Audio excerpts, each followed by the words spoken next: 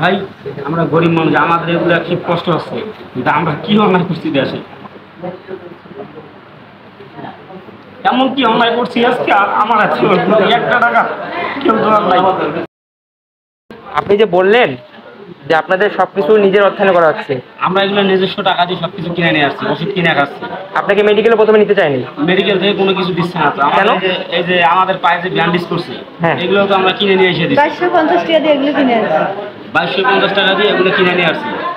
আবার ওষুধপাতি প্রেসক্রিপশন দিছে, এই যে ওষুধ কিনে আনতে বলছে, এই যে ওষুধে চিহ্ন দিয়ে দিচ্ছে, চিহ্ন দিয়ে দিচ্ছে বলে এগুলো কিনে এনে খান।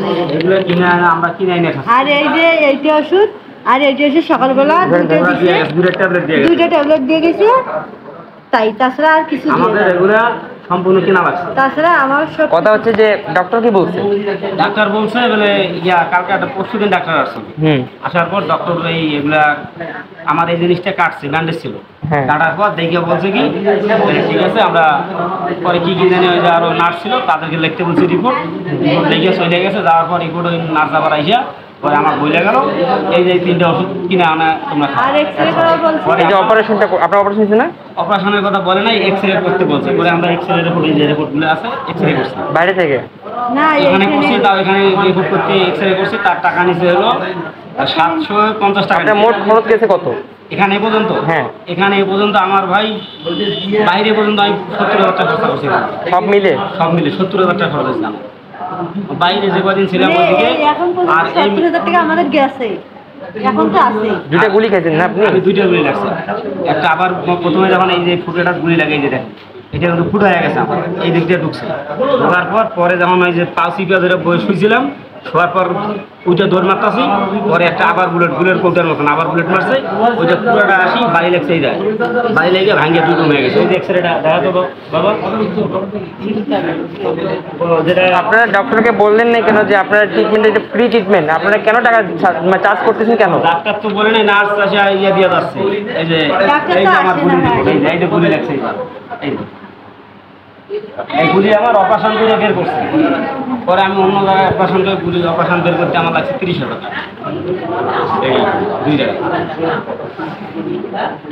ভাই আমরা গরিব মানুষ, আমাদের এগুলো খুব কষ্ট হচ্ছে, কিন্তু আমরা কি অন্যায় করছি দেশে, এমন কি অন্যায় করছি আজকে আমার একটা টাকা কেউ দেওয়ার নাই। এই যে সম্পদ ক্ষতিগুলো আজকে চলা লাগতেছে আমার।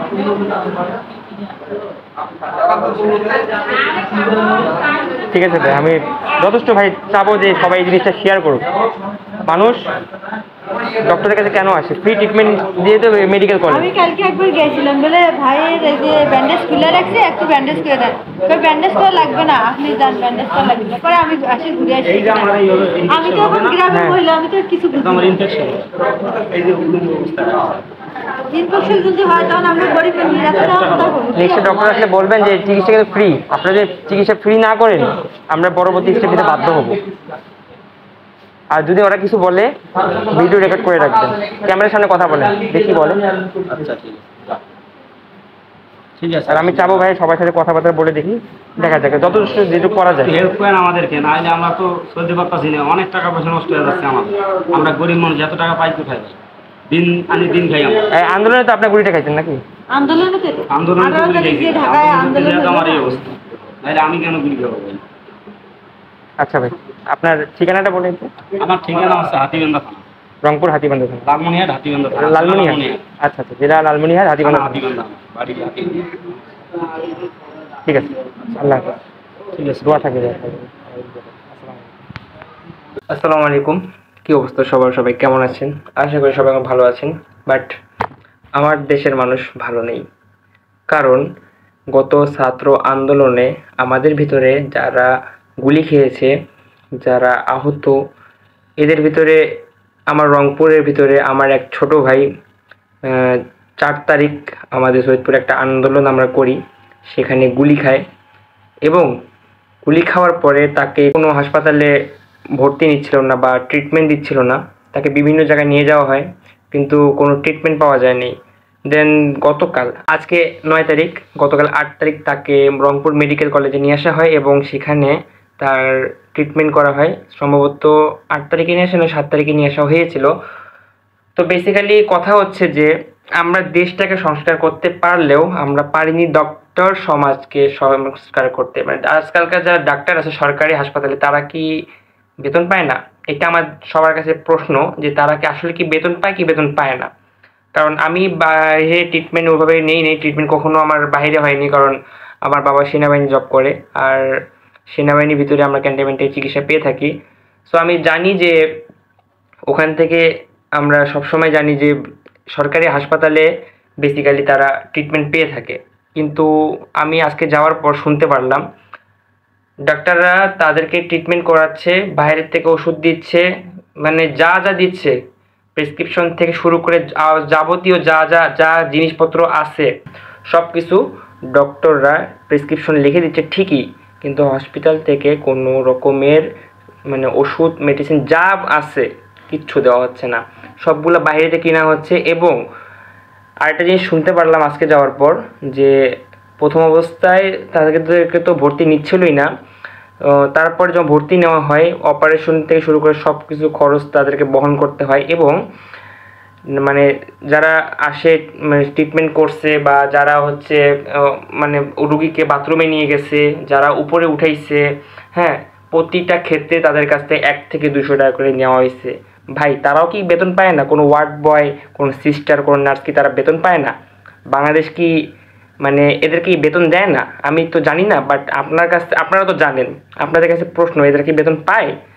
তো যাই হোক, আপনারা একটু আগে যে ভিডিওটা দেখলেন, আশা করি আপনারা বুঝতে পারছেন সেই লোকটা কতটুকু কষ্ট নিয়ে সে ওখানে শুয়ে আছে। কারণ সে আমাদের আন্দোলনে গিয়েছিল, তাকে ঢাকায় থেকে ট্রিটমেন্ট দেওয়া হয় নাই, সে সাভারে গুলি খায়, গুলি খাওয়ার পর সে ঢাকায় ট্রিটমেন্ট নিতে যায়, কিন্তু তাকে ওখানে নেওয়া হয় না। এরপরে সে রংপুরে আসার পর ট্রিটমেন্ট নেয়, এবং আজ পর্যন্ত যতটুকু সে ট্রিটমেন্ট নিয়েছে তাকে নিজের খরচ বহন করতে হয়েছে, তার প্রায় 70,000 প্লাস টাকা খরচ হয়ে যায়। আমাকে সে দেখার পর বলে যে ভাই আমাদের কি করা উচিত। তো আমি বললাম একটা ভিডিও করে যে আমি ভিডিওটা কোথাও নিয়ে যাওয়ার চেষ্টা করব। আমি জানি না ভিডিওটা কতটুকু মানুষ দেখবে বা কত মানুষের কাছে যাবে, কিন্তু আমার ভাই এই যে যেখানটা দেখতেছেন কোনো ফলো বা কোনো লাইক লাগবে না, আপনার কাছে এটা শেয়ার করে দেন। আমার লাইকের দরকার নাই ভাই, আমার এই মানুষের পাশে দাঁড়ানো দরকার। এই 3 মিনিটের ভিডিওতে যতটুকু দেখতে পারছেন আপনারা, ভাই বিশ্বাস করে আমি ওখানে কান্না করে ফেলছি, কারণ সে আমাদের পাশে দাঁড়াইতে গেছে। ডাক্তারদের উচিত ছিল যে তাকে ফ্রি ট্রিটমেন্ট দেওয়া। আমি সরকারি হাসপাতাল মানে জানি ফ্রি ট্রিটমেন্ট, ঠিক আছে, সে কিছু টাকা চার্জ নিতে পারে, তাও আমি জানি না নেয় কি নেয় না, আমি এটা সঠিক আমি জানি না, বলাও ঠিক হবে না, বাট তারপর বলছি সে নিতে পারে, কিন্তু সামান্য জিনিস 70,000 প্লাস, এটা কেমন কথা ভাই? সরকারি হাসপাতাল কি মানুষ মানে নিজের টাকা দিয়ে ট্রিটমেন্ট করে? তাহলে সরকারি হাসপাতাল নামে কেন? ওটা চেঞ্জ করে ফেলেন নাম। আমি রংপুর মেডিকেল কলেজের কথা বলতেছি, রংপুর মেডিকেল কলেজ অ্যান্ড হাসপাতালের কথা বলতেছি।